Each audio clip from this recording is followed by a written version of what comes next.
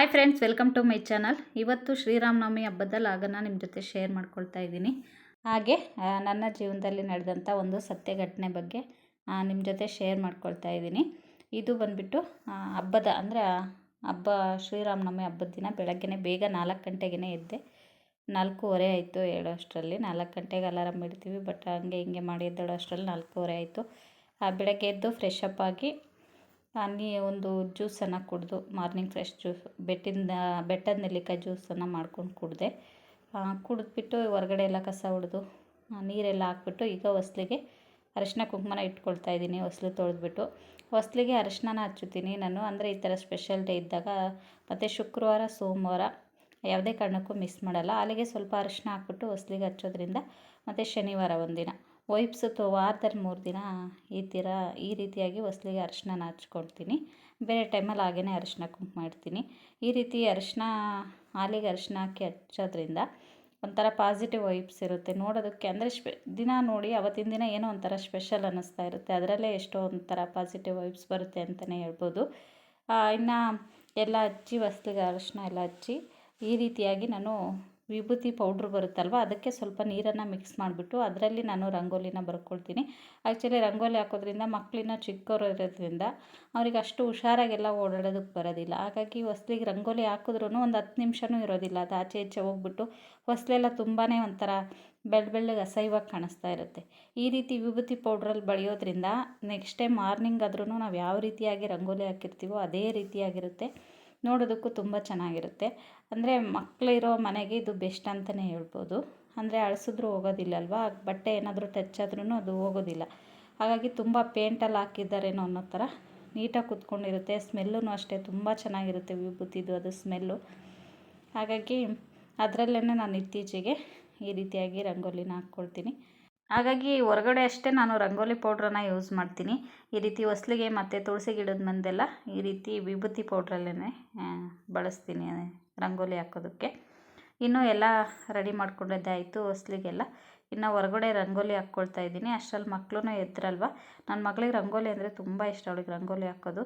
ಹಾಗಾಗಿ Sunday ಅವಳಿಗೇ ಬಿಟ್ಬಿಡ್ತೀನಿ. ಅವಳಿಗೇನೋ interest, ಅವ್ರ ಪಪ್ಪನೂ ಅಷ್ಟೇ, ಬಿಡು ಇಷ್ಟ ಅಲ್ವ ಅವಳಿಗೆ ಮಾಡಲಿ ಅಂತಾರೆ. ಅವಳು ಯಾವ ರೀತಿಯಾಗಿ ಅವತ್ತಿನ ದಿನ ಏನು ಪೂಜೆದೇನೋ ಸ್ಪೆಷಲ್ ಇರಲ್ಲ ಅಂಥೇಳಿ ಸಂಡೇ ಅವಳಿಗೆ ಬಿಟ್ಬಿಡ್ತೀನಿ. ಅವಳು ಯಾವ ರೀತಿ ಆದರೂ ಇಟ್ಕೊಳ್ಳಿ ಅಂತ. ಅವಳು ಸ್ಮೈಲ್ ಅಂತೆ, ಚಂದ್ರ ಸೂರ್ಯ ಎಲ್ಲ ಬಿಡಿಸಿರ್ತಾಳೆ ಬಾಗಿಲಿಗೆ.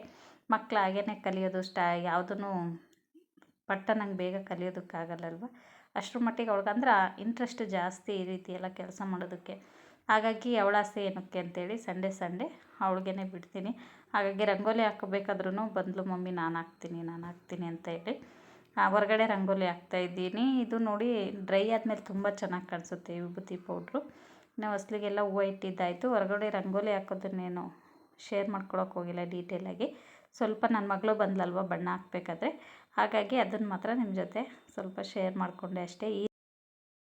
ಇನ್ನು ಬಂದು ಕಾಫಿ ಮಾಡಿಕೊಂಡೆ ನನಗೆ, ನಮ್ಮ ಮನೆಯವ್ರಿಗೆ. ಆ್ಯಕ್ಚುಲಿ ಇತ್ತೀಚೆಗೆ ನಾನು ಬೆಟ್ಟದ ನೆಲ್ಲಿಕಾಯಿ ಜ್ಯೂಸು ಅಂದರೆ ಮಾರ್ನಿಂಗು ಜ್ಯೂಸ್ಗಳನ್ನ ಕುಡಿತಾ ಇದ್ದೀನಿ. ದಿನ ಒಂದೊಂದು ಥರದ್ದು, ಪಾಲಕ್ ಇರ್ಬೋದು, ಕರ್ಬೇವ್ದು ಇರ್ಬೋದು, ಅಥವಾ ಮೆಂತ್ಯ ನೀರು ಇರ್ಬೋದು, ಜೀರಾ ನೀರು ವಾಟರ್ ಇರ್ಬೋದು, ಈ ಥರದ್ದೇನೋ ಒಂದು ಕುಡಿತಾ ಇರೋದ್ರಿಂದ ಟೀ ಎಲ್ಲ ಬಿಟ್ಟಿದ್ದೀನಿ. ಅದು ರೀಸನ್ನು ಇದೆ, ನಾನು ಮಾರ್ನಿಂಗ್ ಟೀ ಬಿಡೋದಕ್ಕೇನು ಅಂತೇಳಿ. ಹಾಗಾಗಿ ಕುಡಿಯಲ್ಲ. ಇವತ್ತು ಬೇಗ ಸ್ವಲ್ಪ 4 ಗಂಟೆಗೆ 4:15ಗೆ ಎದ್ದಿರೋದ್ರಿಂದ, ಬೇಗ ಕುಡ್ದಿರೋದ್ರಿಂದ ತುಂಬ ಹಶ್ವಾಗ್ತಿತ್ತು. ಹಿಂದಿನ ದಿನ ನೈಟೆಲ್ಲ ಟ್ಯಾಬ್ಲೆಟ್ಸ್ ಬೇರೆ ತೊಗೊಂಡಿರ್ತೀನಲ್ವ, ಹಾಗಾಗಿ ಹಶ್ವಾಗ್ತಾ ಇರುತ್ತೆ. ಹಾಗಾಗಿ ತುಂಬ ಆಲೇ ಒಂದು 1.5 ಅವರ್ 2 ಅವರೇನೇ ಆಗಿತ್ತು ನಾನು ನೆಲ್ಲಿಕಾಯಿ ಜ್ಯೂಸ್ ಕುಡಿದ್ಬಿಟ್ಟು. ಹಾಗಾಗಿ ಟೈಮ್ ಆಗಿದೆಯಲ್ವ, 1 2 ಅವರ್ ಆಗಿದೆ.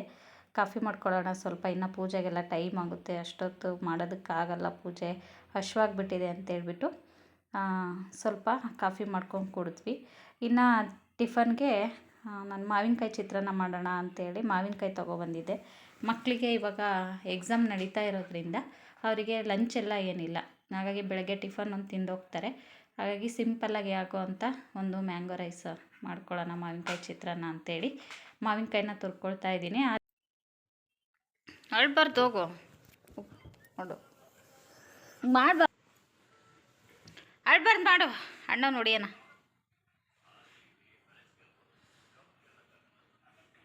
ಅಲ್ಲೇ ನೀಟಾಗಿ ಮಾಡು, ಇಟ್ಕೋ ಕೈ ಸ್ಟ್ರೈಟಾಗಿ.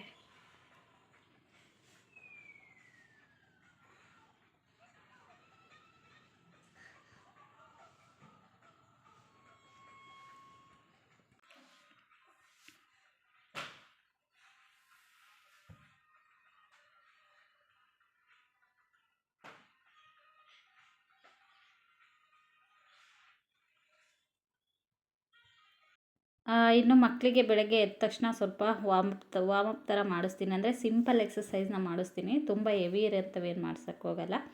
ಅವ್ರಿಗೆ ಸ್ವಲ್ಪ ಬಾಡಿ ರಿಲ್ಯಾಕ್ಸ್ ಆಗುತ್ತೆ, ಫ್ರೀ ಅನಿಸುತ್ತೆ ಅಂತ ಹೇಳ್ಬಿಟ್ಟು ಬೆಳಗ್ಗೆ ಎದ್ದಾಗ ಈ ರೀತಿ ಸಿಂಪಲಾಗಿ ಅಲ್ಲಿ ಕ್ಲಾಸಲ್ಲಿ ಮಾಡಿಸೋ ಅಂಥವೇ ನಾನು ಇಲ್ಲಿ ಸಿಂಪಲಾಗೆ ಮಾಡಿಸ್ತೀನಿ. ಅವ್ರು ಹೇಳ್ತಾ ಇರ್ತಾರೆ, ಮಮ್ಮಿ ನೀನೇನು ಮಾಡಿಸ್ತೀಯಲ್ವಾ ಅದೇ ಸ್ಕೂಲಲ್ಲೂ ಮಾಡಿಸ್ತಾರೆ ಅಂತೇಳಿ.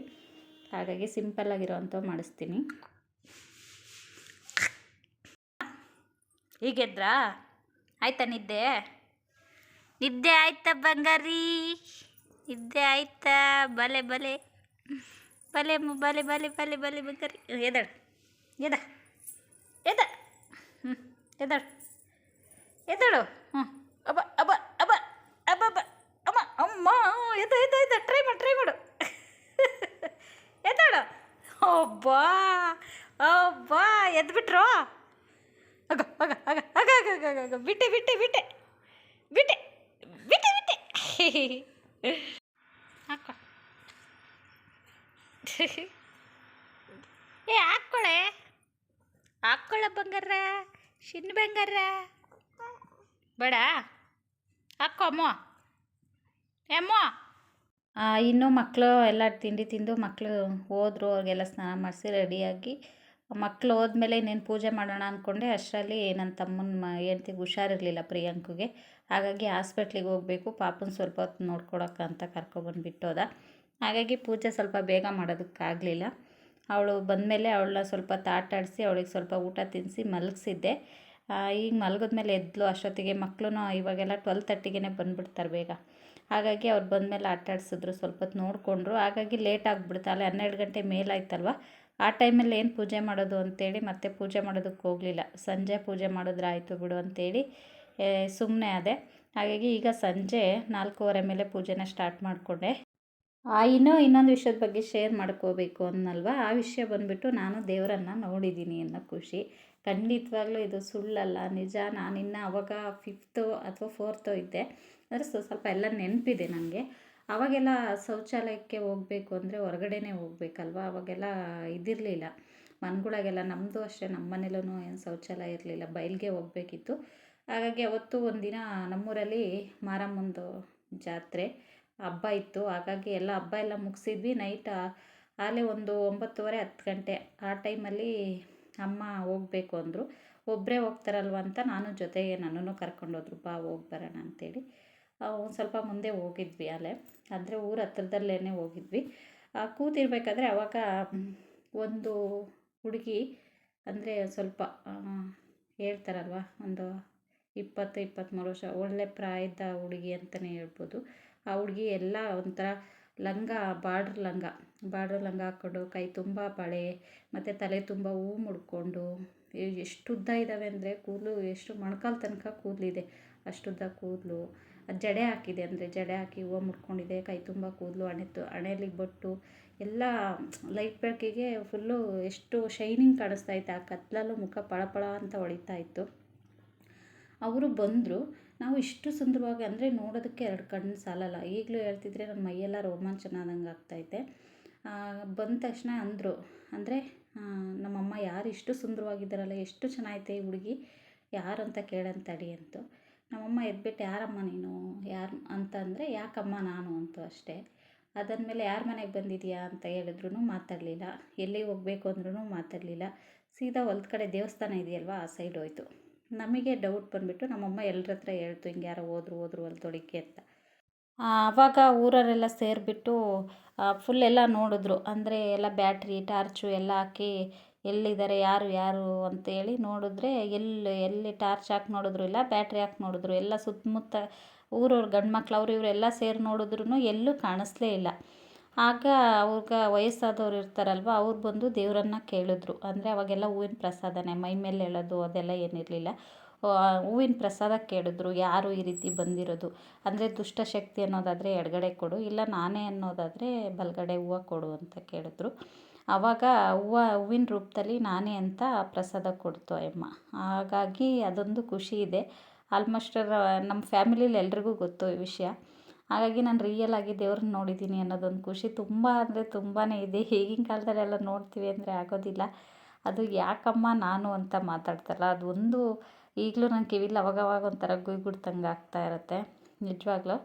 ಹಾಗಾಗಿ ಈ ಹಬ್ಬದ ದಿನ ಯಾಕೋ ಅದನ್ನು ನಿಮ್ಮ ಜೊತೆ ಶೇರ್ ಮಾಡ್ಕೋಬೇಕು ಅಂತ ಅನ್ನಿಸ್ತು, ಹಾಗಾಗಿ ಶೇರ್ ಮಾಡಿಕೊಂಡೆ ಅಷ್ಟೇ. ಇನ್ನೂ ಶ್ರೀರಾಮನವಮಿ ಹಬ್ಬ ಆಗಿರೋದ್ರಿಂದ ಕಂಪಲ್ಸರಿಯಾಗಿ ಪಾನಕ ಕೋಸಂಬರಿ ಇರಲೇಬೇಕಲ್ವ. ಹಾಗಾಗಿ ಸ್ನಾನ ಮಾಡ್ಕೊಬಂದ ತಕ್ಷಣ ನೆನೆ ಹಾಕಿದ್ದೆ ಬೆಲ್ಲ ಮತ್ತು ಕೋಸಂಬರಿನ, ಹೆಸರುಬೇಳೆ ಎಲ್ಲ ಪೂರ್ತಿಯಾಗಿ ನೆಂದು ಅವನ್ನು ಡ್ರೈ ಮಾಡಿಕೊಂಡು, ಮತ್ತು ಇನ್ನು ಪಾನಕಕ್ಕೆ ಬೆಲ್ಲ ನೆನೆ ಹಾಕಿದ್ನಲ್ವ, ಬೆಲ್ಲ ಪೂರ್ತಿಯಾಗಿ ಕರಗಿತ್ತು, ಅದನ್ನು ಸೋಸ್ಕೊಂಡು ಸ್ವಲ್ಪ ಕರ್ಬೂಜ ಹಾಕ್ಕೊಂಡು ಮಾಡಿಕೊಂಡೆ. ಮಾಮೂಲಿ ಕರ್ಬೂಜ ಜ್ಯೂಸ್ ಕುಡಿಯೋದಕ್ಕೂ ಅಥವಾ ಮಾಮೂಲಿ ಬೆಲ್ಲದ ಪಾನಕ ಕುಡಿಯೋದಕ್ಕಿಂತ ಈ ರೀತಿ ಸ್ವಲ್ಪ ಬೆಲ್ಲದ ಪಾನಕಕ್ಕೆ ಕರ್ಬೂಜ ಮಿಕ್ಸ್ ಮಾಡ್ಕೊಂಡು ಕುಡಿದ್ರೆ ತುಂಬ ಅಂದರೆ ತುಂಬಾ ಚೆನ್ನಾಗಿರುತ್ತೆ. ನಾನು ಕರ್ಬೂಜ ಜ್ಯೂಸೂ ಅಷ್ಟು ಇಷ್ಟಪಡೋದಿಲ್ಲ. ಊರಿಂದ ತುಂಬ ತೊಗೊಬಂದಿದ್ದೆ, ಒಂದು ಲಾಸ್ಟ್ ಟೈಮ್ ಯುಗಾದಿ ಹಬ್ಬಕ್ಕೆ ಹೋಗಿದ್ವಲ್ಲ, ಹಾಗಾಗಿ ನಮ್ಮ ಹೊಲದ ಪಕ್ಕದಲ್ಲೇ ಹಾಕಿದ್ದಾರೆ. ಹಾಗಾಗಿ ಒಂದು 20-30 ಹಣ್ಣು ತೊಗೊಂಬಂದಿದ್ದೆ, ಅಕ್ಕಪಕ್ಕದವ್ರಿಗೆಲ್ಲ ಕೊಟ್ಟು ಇನ್ನೂ ಮಿಕ್ಕಿತ್ತಲ್ವ, ಹಾಗಾಗಿ ಡೈಲಿ ಜ್ಯೂಸ್ ಮಾಡ್ಕೊಂಡು ಕುಡಿತಾಯಿದ್ವಿ. ಬಟ್ ಆ ಜ್ಯೂಸ್ಗಿನ ಈ ಪಾನಕದ ಜೊತೆ ಸ್ವಲ್ಪ ಮಿಕ್ಸ್ ಮಾಡ್ಕೊಂಡು ಕುಡಿದ್ರೆ ತುಂಬ ಅಂದರೆ ತುಂಬಾ ಚೆನ್ನಾಗಿರುತ್ತೆ. ತುಂಬ ಇಷ್ಟ ಆಯಿತು ನನಗಂತೂ ಇದು. ಇನ್ನು ದೇವರ ನೈವೇದ್ಯಕ್ಕೆ ಇಟ್ಟಿದ್ದಾಯಿತು. ಪಾನಕ ಮತ್ತು ಕೋಸಂಬರಿ ಇಟ್ಟು ಪೂಜೆನ ಎಲ್ಲ ಈ ರೀತಿಯಾಗಿ ಮುಗಿಸ್ಕೊಂಡಿದ್ದೀನಿ. ಒಬ್ಬರು ಕೇಳಿದ್ರಿ, ಅಂದರೆ ಕಳಸದೊಳಕ್ಕೆ ಏನೆಲ್ಲ ಹಾಕ್ತೀರಾ, ಕಳಸದೊಳಗಡೆ ಯಾವ ರೀತಿಯಾಗಿ ಪೂಜೆ ಮಾಡ್ತೀರಾ ಅಂತ ಸ್ವಲ್ಪ ಡೀಟೇಲಾಗಿ ಹೇಳಿ ಅಂತ ಪಾಪ ತುಂಬ ಒಂದು 2-3 ಸರಿ ಕೇಳಿದ್ದೀರಾ. ನಾನು ವಿಡಿಯೋ ಮಾಡೋದಕ್ಕೆ ಆಗಿಲ್ಲ. ಖಂಡಿತವಾಗ್ಲೂ ಒಂದು ಸರಿ ವಿಡಿಯೋನ ಮಾಡ್ತೀನಿ, ಯಾವ ರೀತಿಯಾಗಿ ಪೂಜೆ ಮಾಡ್ತೀನಿ, ಏನೆಲ್ಲ ಬಳಸ್ತೀನಿ ಅಂತ. ಇನ್ನು ಪೂಜೆ ಎಲ್ಲ ಕಂಪ್ಲೀಟಾಗಿ ಮುಗಿಸಿದ್ದಾಯಿತು. ಮನೇಲೂ ಅಷ್ಟೇ ಮಕ್ಕಳೆಲ್ಲರೂ ಅವರು ಸ್ಕೂಲ್ಗೆ ಹೋಗಿ ಬಂದು ಬೆಳಗ್ಗೆನೇ ಸ್ನಾನ ಮಾಡಿದರು. ಬಟ್ ಈಗ ಸ್ವಲ್ಪ ಕೈಕಾಲು ಮುಖ ಎಲ್ಲ ತೊಳೆದು ಬಟ್ಟೆ ಚೇಂಜ್ ಮಾಡಿಕೊಂಡು ಅವರು ದೇವಸ್ಥಾನಕ್ಕೆ ಹೊರಟಿದ್ದಾರೆ. ನೆಕ್ಸ್ಟ್ ಡೇ ನಾವು ಗುರುವಾರ ನೈಟು ರಾಘವೇಂದ್ರ ಸ್ವಾಮಿ ದೇವಸ್ಥಾನಕ್ಕೆ ಹೋಗಿದ್ವಿ ಹಸ್ಬೆಂಡ್ ಜೊತೆ. ಹಾಗಾಗಿ ಮಾರ್ನಿಂಗ್ ಅವ್ರು ಸ್ವಲ್ಪ ಬ್ಯುಸಿ ಇದ್ದರು, ಮತ್ತೆ ದೇವಸ್ಥಾನಕ್ಕೆ ಬರೋದಕ್ಕೆ ನಂಗೆ ಟೈಮ್ ಇಲ್ಲ ಅಂತ ಹೇಳಿದರು, ಫುಲ್ಲು ಬ್ಯುಸಿ ಇರೋದ್ರಿಂದ. ಹಾಗಾಗಿ ಇಲ್ಲೇ ಪಕ್ಕದಲ್ಲಿರೋ ದೇವಸ್ಥಾನಕ್ಕೇ ಹೋಗಿ ಬರೋಣ, ಆಂಜನೇಯ ಸ್ವಾಮಿ ದೇವಸ್ಥಾನಕ್ಕೆ ಅಂತೇಳಿ ವರ್ಷ ಫ್ಯಾಮಿಲಿ ಫುಲ್ ಹೋಗ್ತೀವಿ. ಹಾಗಾಗಿ ಈ ಸರಿ ಯಾಕೆ ಮಿಸ್ ಮಾಡಬೇಕು, ಇಲ್ಲೇ ಇದೆಯಲ್ವ ಹತ್ರದಲ್ಲಿ ಹೋಗಿ ಬರೋಣ ಅಂತೇಳಿ ಮಕ್ಳನ್ನ ಕರ್ಕೊಂಡು ನಾನು ಆಂಜನೇಯ ಸ್ವಾಮಿ ದೇವಸ್ಥಾನಕ್ಕೆ ಹೋಗಿ ಬಂದೆ. ಇದಾಗಿತ್ತು ಫ್ರೆಂಡ್ಸ್ ಇವತ್ತಿನ ವಿಡಿಯೋ. ಈ ವಿಡಿಯೋ ಏನಾದರೂ ನಿಮ್ಗೆ ಇಷ್ಟ ಆಗಿದ್ದರೆ ಪ್ಲೀಸ್ ಲೈಕ್ ಮಾಡಿ, ಕಮೆಂಟ್ ಮಾಡಿ, ಹಾಗೆ ಶೇರ್ ಮಾಡಿ. ಇನ್ನೂ ಯಾರೆಲ್ಲ ನನ್ನ ಚಾನಲ್ನ ಸಬ್ಸ್ಕ್ರೈಬ್ ಮಾಡ್ಕೊಳ್ಳದೆ ನೋಡ್ತಾ ಇದ್ದೀರಾ, ಪ್ಲೀಸ್ ಸಬ್ಸ್ಕ್ರೈಬ್ ಮಾಡ್ಕೊಂಡು ನೋಡಿ ಫ್ರೆಂಡ್ಸ್, ಹಾಗೆ ಸಪೋರ್ಟ್ ಮಾಡಿ ಅಂತ ಹೇಳ್ತಾ ಈ ವಿಡಿಯೋನ ಇಲ್ಲಿಗೆ ಎಂಡ್ ಮಾಡ್ತಾಯಿದ್ದೀನಿ. ಮತ್ತೆ ಸಿಗ್ತೀನಿ ನೆಕ್ಸ್ಟ್ ವಿಡಿಯೋದಲ್ಲಿ. ಅಲ್ಲಿ ತನಕ ವಿಡಿಯೋ ನೋಡಿದ ನಿಮ್ಮೆಲ್ಲರಿಗೂ ಧನ್ಯವಾದಗಳು.